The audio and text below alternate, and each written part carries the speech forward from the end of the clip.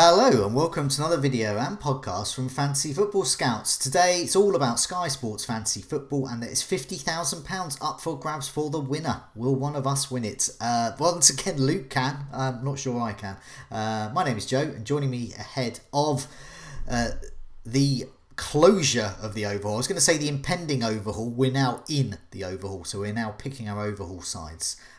Also, we have the small matter of game week 23 and the captaincy to have a look at as well. Luke, how are you? Yeah, not bad, Joe. We've made it. We've made it to the overhaul. Couldn't come fast enough for me, I'll be honest. Just straight away. Obviously, as soon as the Leeds game's finished, it tipped over on the site. So started tinkering straight away. I don't know about you, but I had that thing of like, I don't know if I want to make any swaps in case it hasn't registered on the site, and I used my small bank of swaps straight away. So I made a team with my B team just in case. Yeah, I love that. See, I did exactly the same. There you go. You know, I bet many a Sky manager has done exactly the same. Yeah.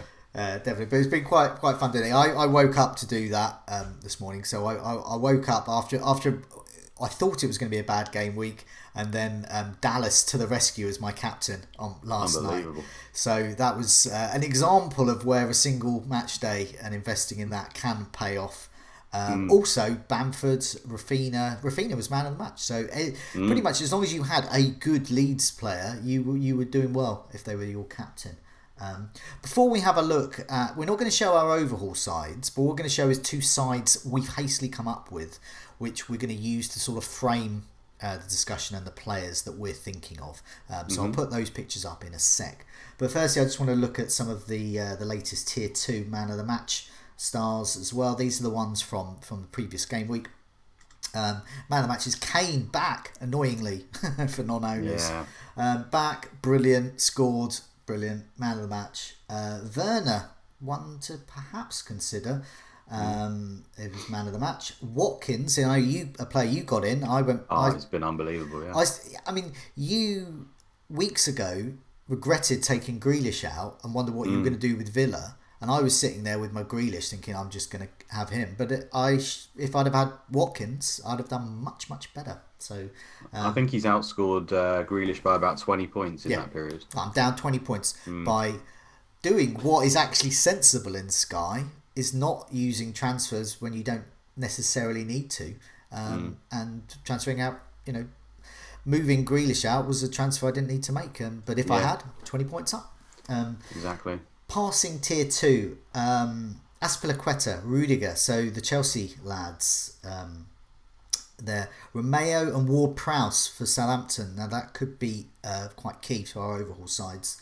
Lots of Chelsea basically. Evans as well at Leicester. But just underlying that if you can nail who's starting at Chelsea, they're in for some tears. And I mean that in terms of points rather than crying. Tackles tier 2. Target, Alexander-Arnold ticking along nicely. Could be an alternative to Salah. Willock and Holding. Now I mentioned Willock as well because Willock's one of those players that's moved. There was a number of players like Jesse Lingard, for example, who've moved teams and could prosper. They're not going to be as tired. They're going to be keen to impress. They've been sitting on the bench from their wherever teams they've come from. So just mention Willock there as a player to consider a differential. Sanchez at Brighton saves tier 2. Sanchez is going to be important post overhaul, I think, as we shall find out. Shots tier 2, Son, who I did have and captain, so I'm not going to grumble there with Son captaincy. Maddison, and once again Watkins. So Watkins is getting the shots, he's getting the goals, getting you points, doing well. Out of all of those, I think some of those names are going to be mentioned. So what I'm going to do is I'm going to put a couple of pictures up. And they can put them on the same screen here rather than differentiate them. So these are some drafts we came up with. The one on the left is the one that Luke came up with, and the one on the right is the one that I've come up with. So I'm just going to, for the benefit of those listening on the podcast, both of these teams have Sanchez in goal for Brighton. Luke's team has Silva, Diaz, and Kabak, the new Liverpool defender. He also has Ward-Prowse, De Bruyne, Fernandes, Rafinha in a 3-4-3 with Kane, Calvert-Lewin and Watkins. Why get rid of Watkins up front? at the back, I've got Sanchez, Vestergaard, and I thought, why am I not having Vestergaard? He was amazing, and I checked, and I think he only blanked in 4 fixtures that he played. He got points in virtually every fixture, either tiers, goals, or clean sheets. I'm sticking with a double City defence. Everyone's going to have Diaz, but are they going to all have double City defence? I put Cancelo in just for now. Gundogan, why not? He's doing what De Bruyne did last season. He's arriving late in the box and he's scoring. Jorginho, on penalties, seems to be pretty much the only attacker or midfielder nailed in Tuchel's side.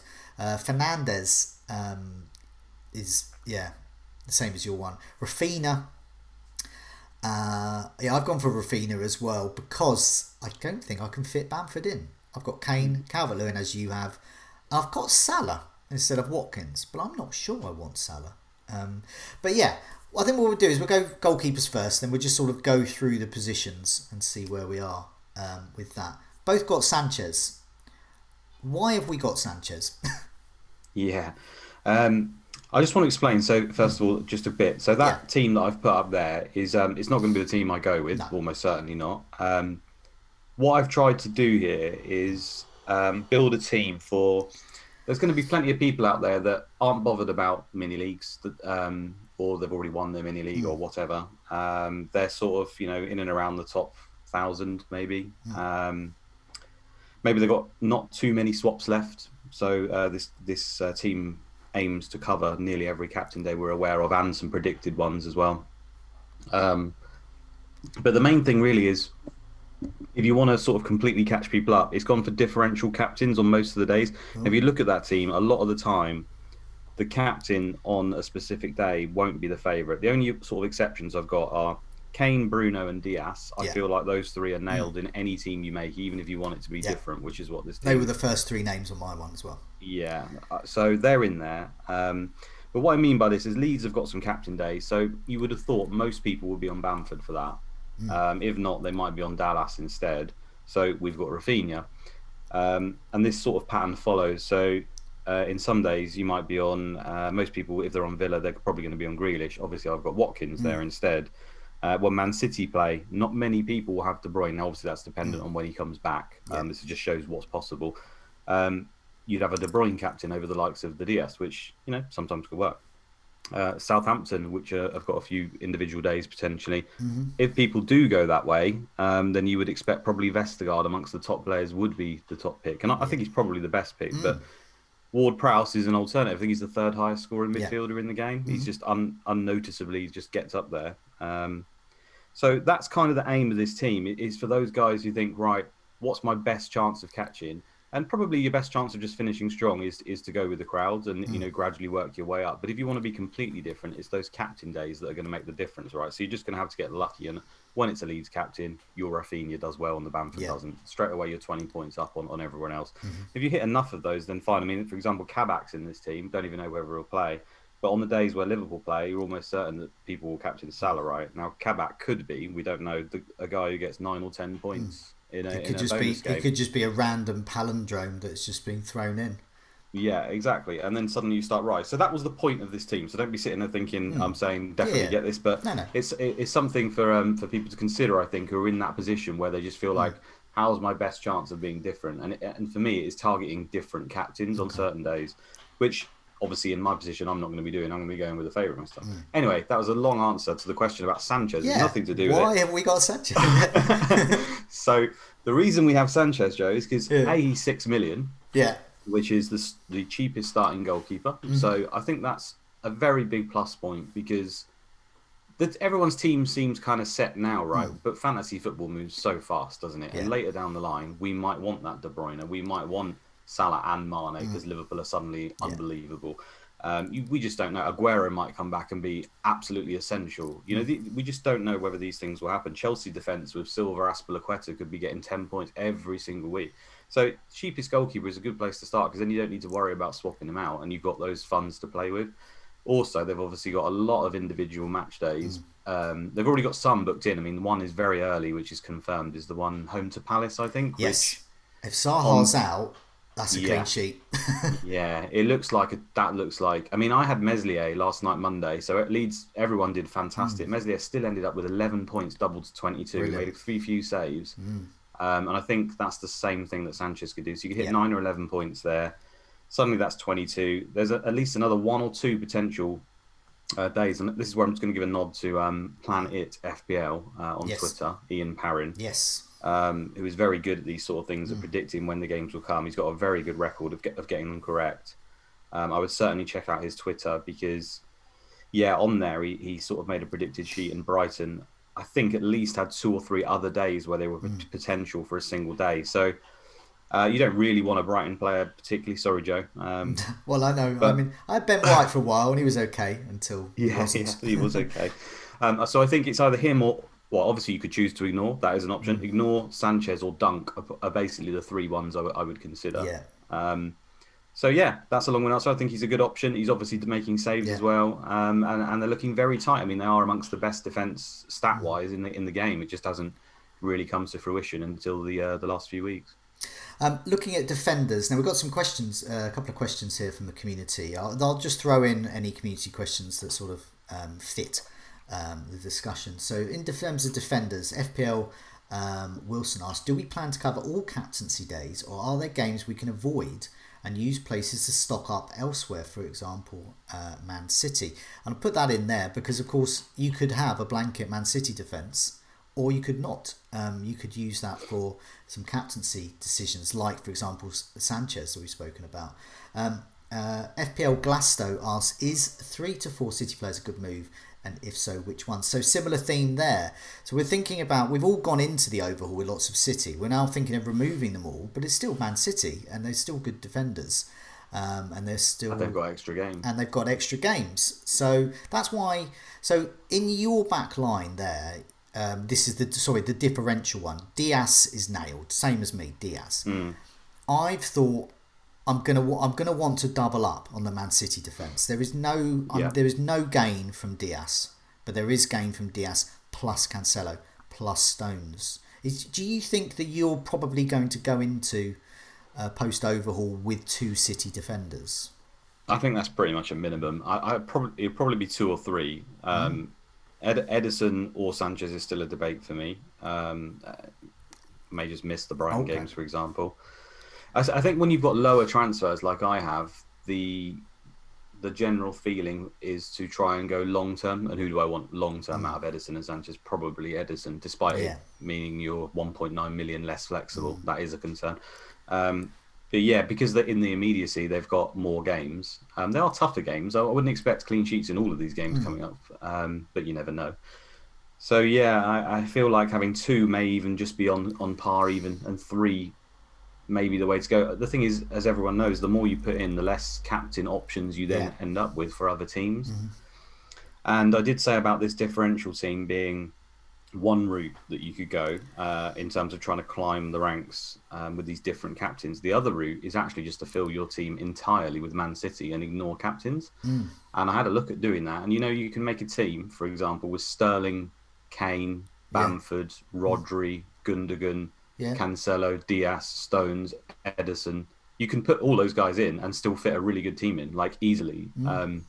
So there is that option. I feel like if you just think, well, forget captain days, I won't worry about the City. Just go Man City and hope that they turn into the absolute force that they can be. Which right now it's looking like that could be a thing as well. So yeah, in the end, I'll probably go for the balanced approach. However, these eggs in basket approaches either way are the way I think that you can make massive ground. For me, setting in the sort of top 50, I'll probably end up with 2, possibly 3 Man City defenders. I think. I think too. I think just having Diaz is no good. I'm still hovering around the top 1,000. If I went in with just Diaz, there's no point. There's simply no point because everyone. Well, most people above me will have at least 2, so I need 2, and as you said, possibly 3. What also puts me off Edison is just the price and the fact that I do want to cover those single captaincy days when there is a viable option like Sanchez who can get save points, so you can get the tier saves and also this clean sheet possibility, and of course saves themselves. So yeah, the other option there, So you've got Silva for Chelsea. Hmm. We'll talk about my Chelsea option in midfield in a sec. And I've gone for Vestergaard there. So now you were saying you think Vestergaard could be the most captain, the most owned Southampton asset. I think he might be forgotten by a lot of people though. I'm not sure. Yeah, when I say the most, I suppose it's just mean when you think about your close circles. Like I feel like Yeah. Vestergaard is probably going to be in quite a lot of those guys' Yes. teams. For the reasons you mentioned, is just fantastic. Yeah. The thing is for the maybe not even just the casual, maybe if there's a middle ground, they probably won't be thinking of him because Southampton have just been getting spanked left, right, and centre Yeah. of late, They've been which is a spanked valid because, concern. because he hasn't been playing. There is that. He did play the last one. Obviously, it's his first game back, Yeah. and they conceded versus Newcastle. That was a bit of a worry. But anyone who watched that game will see that Vestergaard was on the end of every cross again. Yeah. Could have easily picked up a goal. And I think he's just feeling his way back in, as the Southampton team are. They've had a number of injuries, a bit low on morale, but they've got such a nice fixture run now where you feel like if they can turn it back on again, and really it's the passes that I want. At the end of the day, the goal threat is nice. If he gets that, fantastic. Clean sheets, yeah, I'd expect a few because the fixtures are good, but not guaranteed the way they've been playing of late. And it's more just can they start hitting that passing tier? Because if they can at 6.4, it's a really nice price to get it for. I think he's a good price anyway. You can escape. You can run from a Vestergaard easily. There's a whole bunch of options. That's a very good point. Most notably Dallas. Problem I had towards the overhaul, towards the very end, I had 5 at the back. I definitely don't want 5 at the back. Very inflexible. I did have 4 at the back, but it was Dallas and Vestergaard or whoever around that Rob price. Holding 6.4. Rob Holding, another good option there. I felt a little bit inflexible having 2 of those, and I think in terms of price points going into the overall, I think I only want one of them. So Vestergaard could become Dallas. It could become a whole bunch of players in one move. And basically. Justin, I was going to say, Justin has been fantastic. He's 6.3, so he's another one that should be in our thoughts because he will not go away. Definitely, and also if I need to go to 2 of those, so for example, I've got 2 City and I've got Vestergaard, and for some reason one of my midfielders, one of my attackers can be moved down. I want to free up some money. I can move one of those down to a Justin or a Holding. Or Dallas, and there's an opportunity there. Silva for Chelsea. Now, what has put me off slightly is I do think he's nailed. I do think he's a great option. I do think he's going to mop up on the tiers and the bonuses, but it's just his age and it's just his general fitness as we enter the end of the season. I just wonder if he's a transfer waiting to happen. So I've gone for. Well, we'll come to my choice in a minute. But do you think you'll end up with Silva? Do you think he is, the better Chelsea asset? Well, I feel like because he's just got that injury at the worst possible time, he may not even be back for the first game. So I probably won't go for him. He was very strongly in my thoughts though until that injury. And ultimately, if you go to the defender page and you sort by points, you got Diaz at top there, 148. I mean, anyone would have guessed that. Yeah. He's basically the new Van Dijk, essentially. Although, obviously, Van Dijk in the past was also getting goals from corners as well, which was adding to it. It's about the only difference. Cancelo's the next one on 133. He doesn't even play all the games, so he's the second best defender in the game, but that's obviously because he's got attacking output. You then go down to Stones on 125 points. Again, Man City defence amazing. Stones has only started 13 games, and he's got 125 points. Yeah. You go down, the next one is Silva on 121 points. Now, considering there's 2 defenders above him who don't play all the games, Stones in particular just on 13, but he's still in the mould. So Diaz, Stones, Silva, they're all of the mould of a centre-back for a top team who gets passing bonus in every single game. He has got some goal threat, Thiago Silva, as well. So, like you, I do actually feel like he will play every game. It's just whether has he only got injured once, I think? I think he came in the whole season so far. Yeah. So I think it's unfair to say, he's definitely going to get injured again. But when you're older, you've had your injury now. Maybe it might start repeating. There is that concern. It's towards the end of the season, I was thinking, because that's when you start, the injuries start to happen.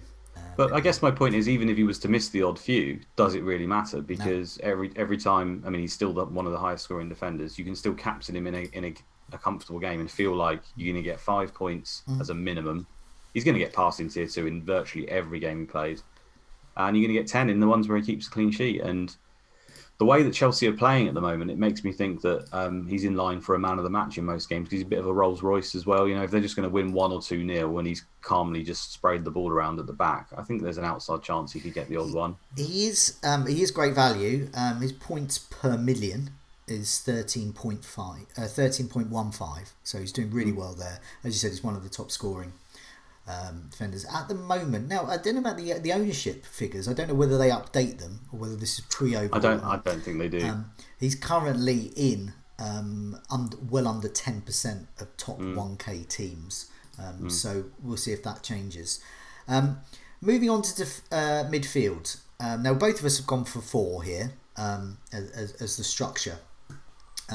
Lee Williams asks, is Jorginho a better cover for those captaincy days over Antonio versus Sheffield? So he's got thinking of that particular captaincy day. And I would expand that to when Chelsea have those types of days are better than Silva. In terms of value per million, he's just a bit below 10 million. So he's below Silva there. But he's on penalties and back in the fold and nearly $1 million cheaper. That's why I've got him in there.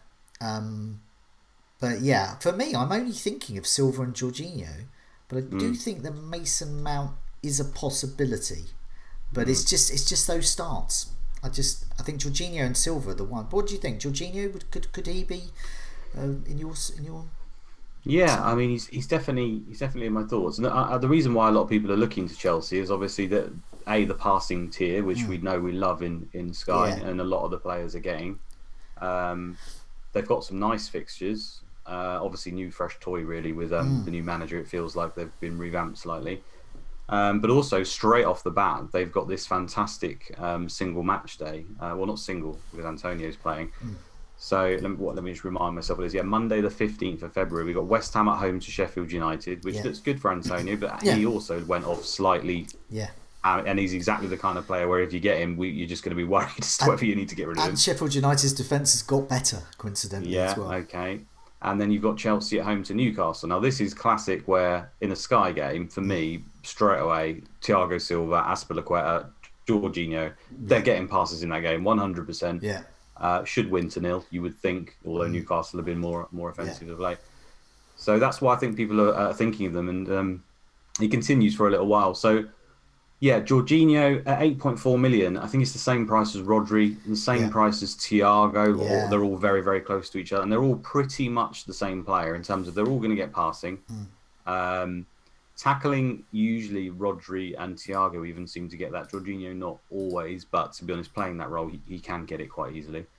The thing with Jorginho's got over them is obviously the penalties, which normally when you give me the option of a midfielder on passing or a defender on passing, I prefer the defender because they're obviously likely to get 15 clean sheets throughout the season, which is the equivalent of 15 goals, and the midfielder's not going to get that. But in Jorginho's case, if he's on penalties, there's no reason why he can't add the odd one, which he's been doing of late. His last 4 scores are 5-5, 11-13. Yeah. The 11 and 13 came with a penalty. So, I don't hate it at all, and it does cover an option. And midfield is the area where it's quite tricky to fill sometimes. So he does a job there, not taking up a spot. You know, if you have a Werner, you take away a Salah or a Kane. If you have a Thiago Silva, you take away a Man City defender potentially. So.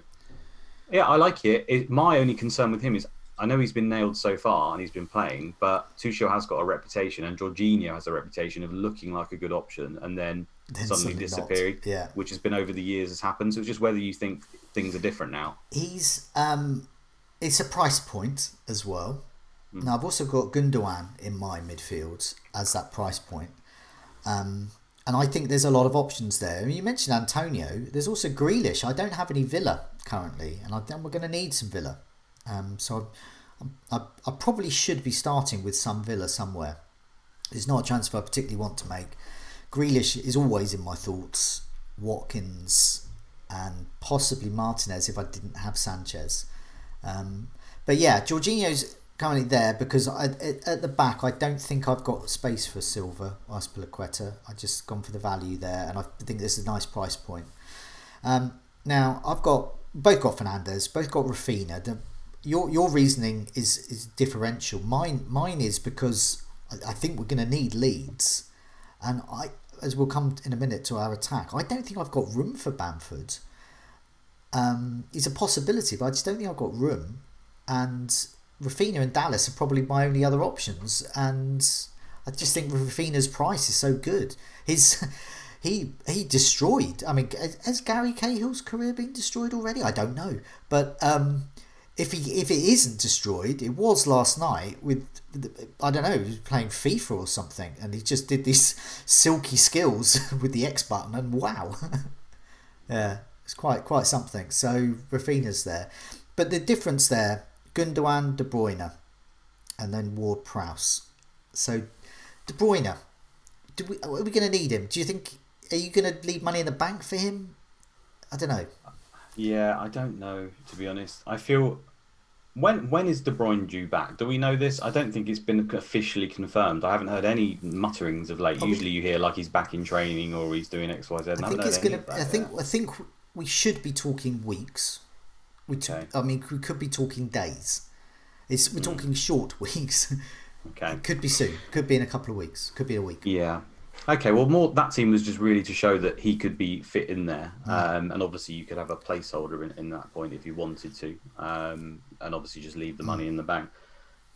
I in my main team, I mean, I'm struggling to spend the cash, but then when I try to fit De Bruyne in, I'm suddenly not struggling, and I'd have to make two moves in the draft that I've currently got, so that is a concern. But we've discussed it before, haven't we? When the other Man City options are doing so well, and the other big hitters like Kane, Diaz, and Bruno are doing so well, it's really a debate for me as to whether you have the likes of De Bruyne and Salah. He's also in that conversation, I feel. Yeah. So at the moment, I haven't got De Bruyne, and if he comes back and suddenly Man City go up another gear and he looks world class and maybe he affects Gundogan. We don't. I mean, they were playing together, and Gundogan was doing fine. So there's no particular reason to think that. But Pep changes things very quickly, doesn't he? One day he wants inverted wingers, then he wants them close to the forward, then he wants them right out wide, then he wants Gundogan like breaking into the box, then he wants him a DM. Yeah. So these things could change. So I think what I will probably do is have Gundogan, and then when Kevin De Bruyne comes back, if he's looking irresistible, I will try and shoehorn him in, probably for the likes of Salah, or maybe just upgrade Gundogan to him if that's needed, which it might not be. And the alternative is just to ignore him because he hasn't been great all season, has he?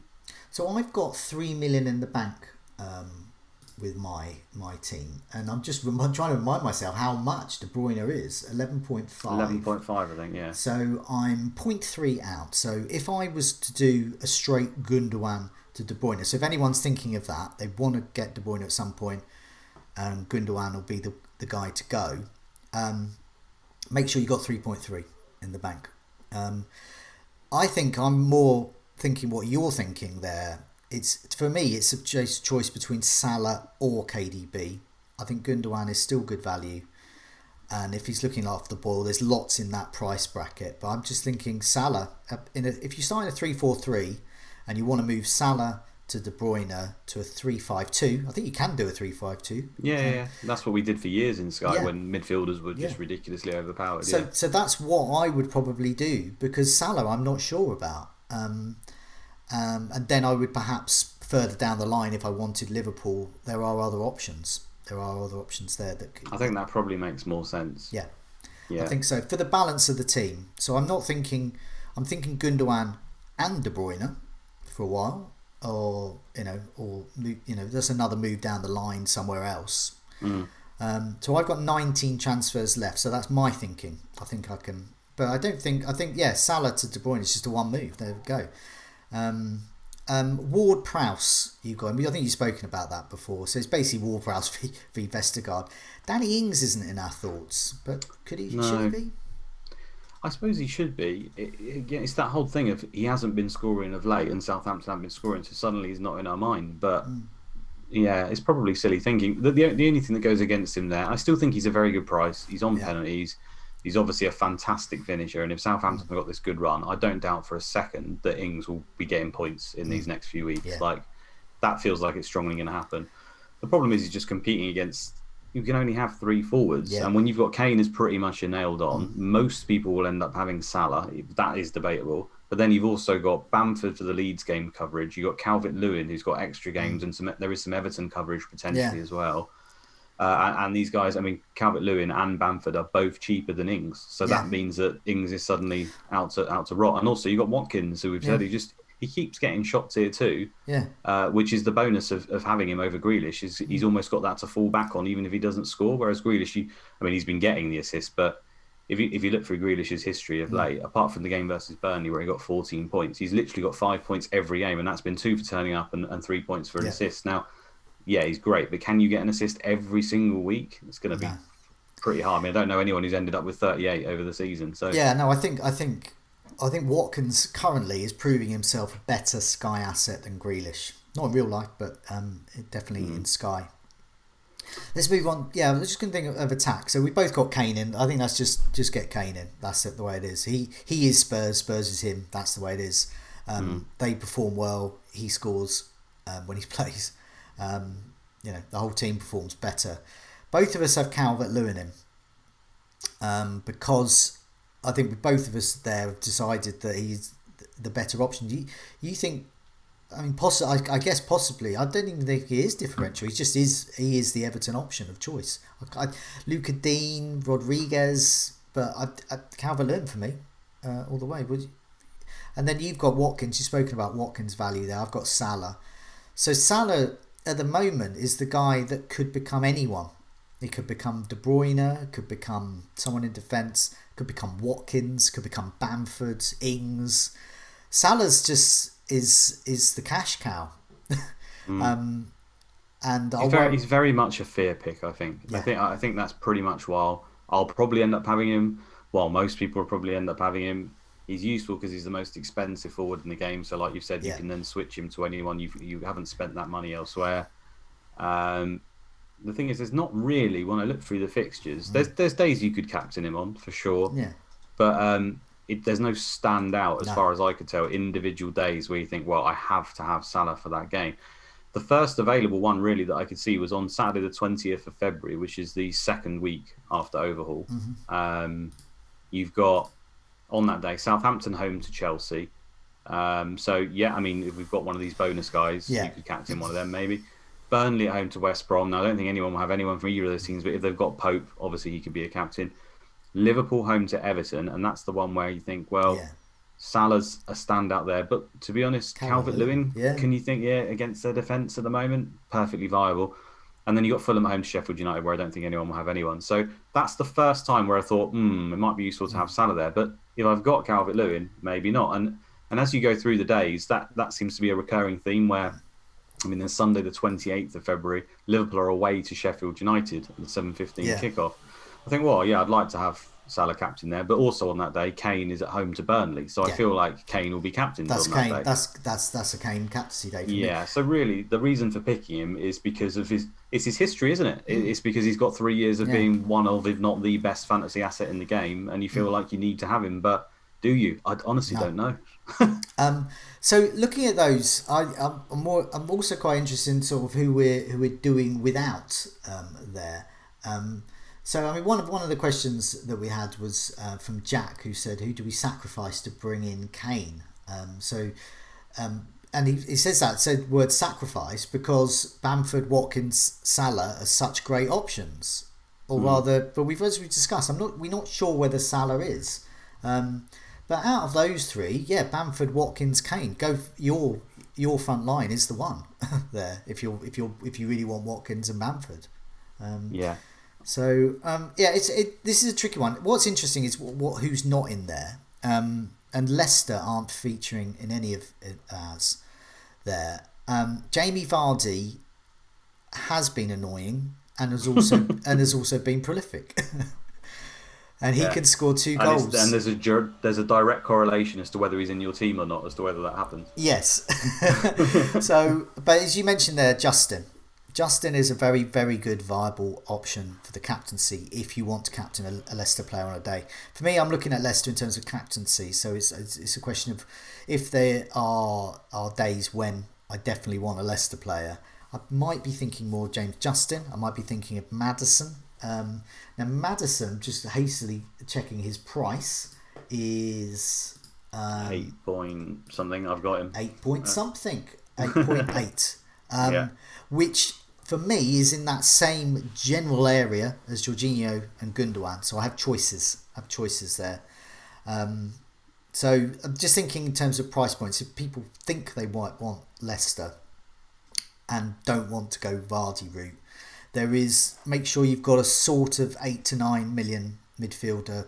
I mean, you can afford that move to Maddison perhaps, and also Justin is great. So I've got Vestergaard in there, and obviously Rafinha can go down to Justin if needs be. And that's what I'm just thinking. I don't want to use my 19 transfers willy-nilly. I want to use them in the final 3 weeks when everyone's run out and I can just like hammer it. That's my dream. Yeah. But on that note, I feel like if you do want Leicester, Justin is the one to go to, because going by Ian Parrin's predictions, I can't see at the moment any week where Leicester are going to have an individual day. There's chances on some of them, but it's very slim. So therefore, you don't really need to worry about the quality of your captain. Even though Justin is a good captain pick, you would just go for the option and just leave him in, which stinks of James Justin, to be honest. Yeah, I think James Justin's in my thoughts. Not at the moment, but yeah, he'd be the one I'd go with. I've got couple of sort of miscellaneous questions before we move on to Game 23's captaincy. Willie Hewitt asks, how many points do we need to still have a chance of winning? That's quite a hard, unquantifiable. We've roughly got like between a third and a half of the captaincy days still to go. So there's a lot of fixtures still to go. I can't remember what the percentage Ian Parrin quoted. It's something like 46% or something, or 41% of the captain days left. I mean, we're just about halfway, aren't we, for Villa? Because Villa have got lots of games in hand. City have games in hand. There's a lot of... I mean, for those who are used to playing FPL, double game weeks. It's less like that in Sky, but there will be extra days that need to be factored in. So there's plenty of opportunity for these sort of 2 matches, 1 match days coming in. So 4 to 5 captains. My daughter's Tamagotchi. I apologise. It's done a poo. That's fine. We clean that. There you go. Carry on. Done a Vardy captaincy. Yeah. So I think there's plenty. There's absolutely plenty. I'm around the 1,000 mark, so I hope there are. But on that note, actually, Villa and I think Villa and Everton have got the most games left, 17. So if you're playing that volume of fixtures game, which is very useful in the Telegraph, in the Sun, stuff like that, then you want some Villa players or some Everton players. Hence why Calvert-Lewin and the likes of Grealish and Watkins are in our thoughts, because they're long-term holds as well. Really, you're just getting extra games straight off the bat. Some teams have only got 15 left, so you're getting 2 extra games without even you've got a 2 for 0 straight away. I mean, Martinez is the goalkeeper I should be getting. Yeah, I think we'll all be writing that phrase after about 3 weeks. Sanchez is not the goalkeeper I should be getting. I will get Sanchez. I will not get Martinez, and I will regret that, as I did when I got Patricio in over Martinez. Yeah, it's just the sheer volume of games. He gets save points, you know, and they get clean sheet possibility. Yeah, Sanchez to Martinez, I feel, will be a transfer I make at some point. Yeah. There's also another interesting goalkeeper transfer I just want to draw your attention to slightly, which is very early on, which you could do, and that is to start with Pope. Now, Pope plays on the Saturday away to Palace. Yeah. Palace maybe without Zaha, as we've discussed. Even if he's there, you expect him to face some shots, so that looks like, to me, a good scorer for Pope there. He's obviously got a double game week, so...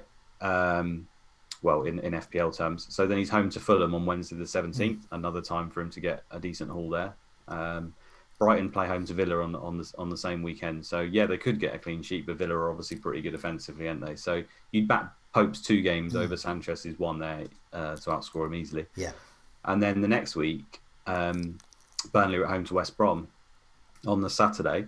On that day that I just said about, well, do I captain Salah or do I captain Calvert-Lewin? I'm not sure. You can actually captain Pope home to West Brom. I feel like that would be a pretty good one. So you've got 3 really good games there, and potentially even a captain if you really want to push the boat out. And then Brighton don't play until that Monday the 22nd at home to Palace, where you could decide whether you want to bring Sanchez in. So you get a 3-1 for your goalkeeper straight off with a potential captain for Pope if you wanted to. And I feel like goalkeepers can score like 10 to 11 points per game, so that could be a 30-point or a 20-point difference. It's definitely a differential captain single game week position in my team. That's a really good idea. I'm going to look into that as well. Well, I feel like if you've got a lot of transfers, these are the things that I won't be able to do. I feel like will work. And if you're sat there with 25, 26 swaps and you don't know what to do with them, you've got a 3-1 straight off the bat, and you can look at a few of those. And they're the things that as we move forward, I'll have to ignore. I'll see them and just be like, I wish I could do it, but I literally can't. And yeah, I mean, that just smells of working to me. At least 20 points difference, I would say, and then possibly it's worth it. I think Salah, interesting, just looking at the makeup of the team, Salah is a really pivotal player here. Going with or without Salah is a very, very important move. If you go without him, you've got much more flexibility. You can also have, say, for example, a Liverpool defender in. You could get, I don't know, Thiago, you could get like Henderson. I had that Kabak, for example. He could suddenly get 10 on a game, because he's clean sheet and passing, and Salah gets 2 or 5 because it can happen. It's a lot of money there, and meanwhile that frees up spaces elsewhere, and you can move it around. So Salah is important, and the reason I say that is because I look at that team, that differential team with Watkins in there. Just Watkins in for Salah immediately not only frees up money, I don't have to worry about Villa at all, and then I could focus one of my 19 transfers on, for example, that Pope to Sanchez move, which I think is great, rather than have to worry about, do I need Martinez in, and I haven't got any space for Watkins, and just do that straight from the off. I think that could be a good move. It's a risk though. It's always a risk going without a big player like a Kane, a Sanchez, a Fernandes, a De Bruyne. It's always a risk. Definitely, and that's why I'll probably end up being safe. But at the same time, it's all about the points. And if you're that little bit further behind, these are the moves that I think are going to give you the chance of catching up. And that's it. They only give you the chance of it. It could easily backfire.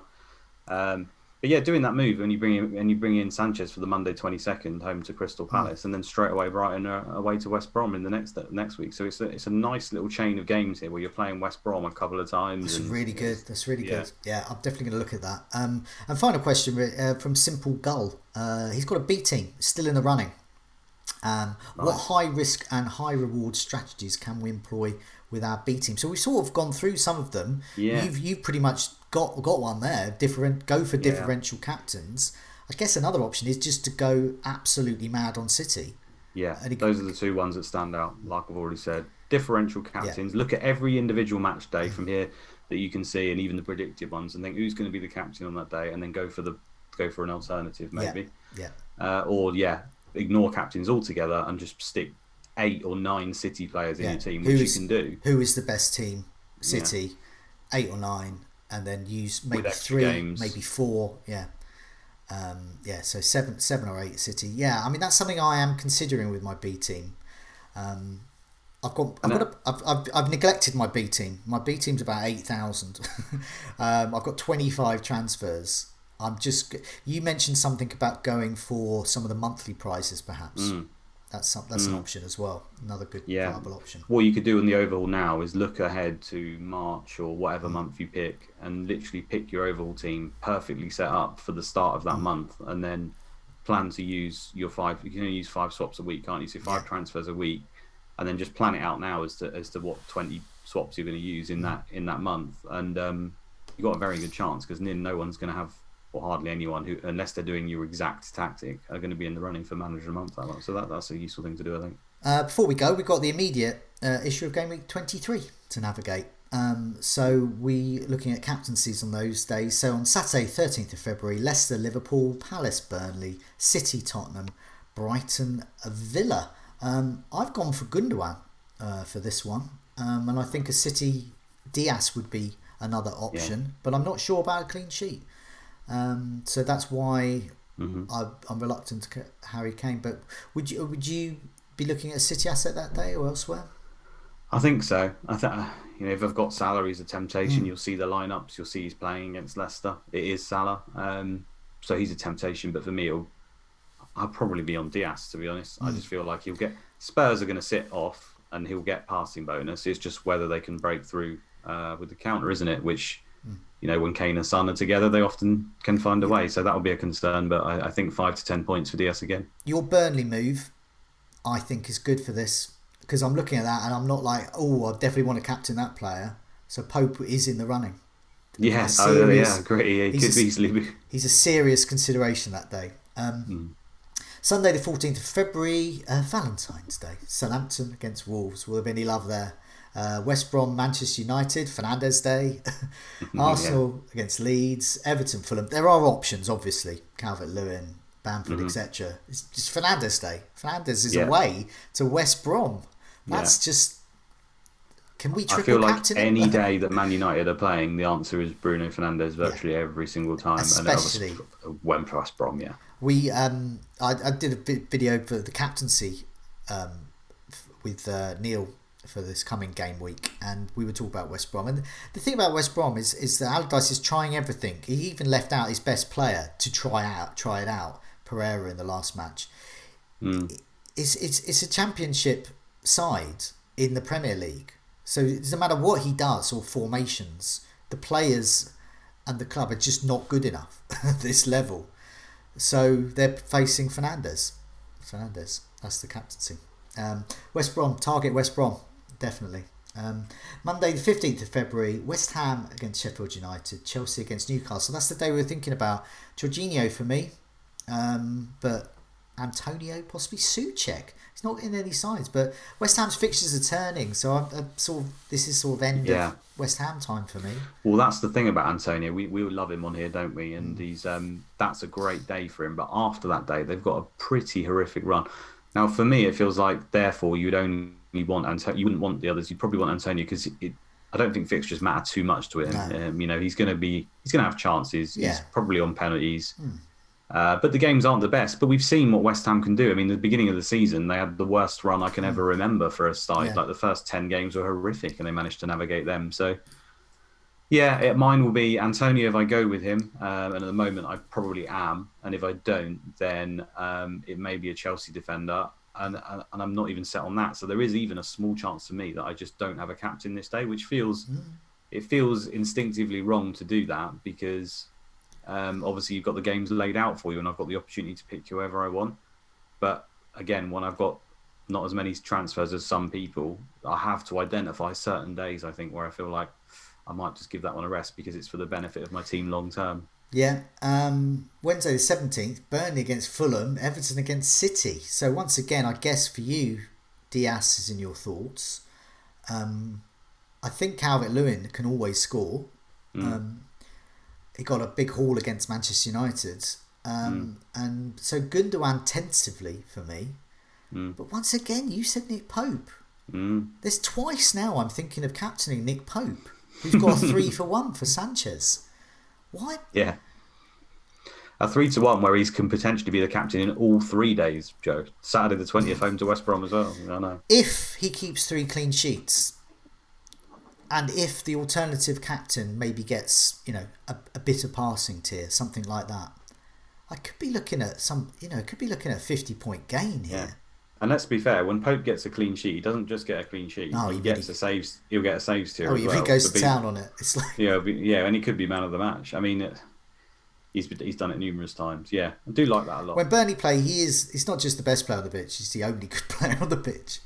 Well, certainly from a fancy point of view. Yeah, Fulham's the perfect game, I think, as well for him actually, because Fulham, Lookman in particular, likes to shoot every time he sort of gets the ball, and it's usually from range, which Burnley obviously do to every team. They make every team shoot from range. So been doing it for years. Yeah. So I'd be very surprised if there wasn't save tier in that game as a minimum. Sure, he could concede, but I feel there'll be I can see no reason with my 19 transfers, which is about 4 more than a lot of other people who are sort of hovering around the 15 transfer mark, who are higher up than me. I can see no reason for going for Pope and then to Sanchez. I think that's a gamble to take that I think I'm willing to do. You've wooed me. Yeah. Just before we go, just plug for the members area. A lot of the stats that we've looked at, and there's also the season ticker there. So it's always handy for things like looking for tackling and passing, and to see the players that in the frame for getting those tier bonus points. But in the meantime, Luke, thanks so much for joining me. Good luck with your overhaul, and good luck in game week 23 as well. Same to you, Joe. See you on the next one.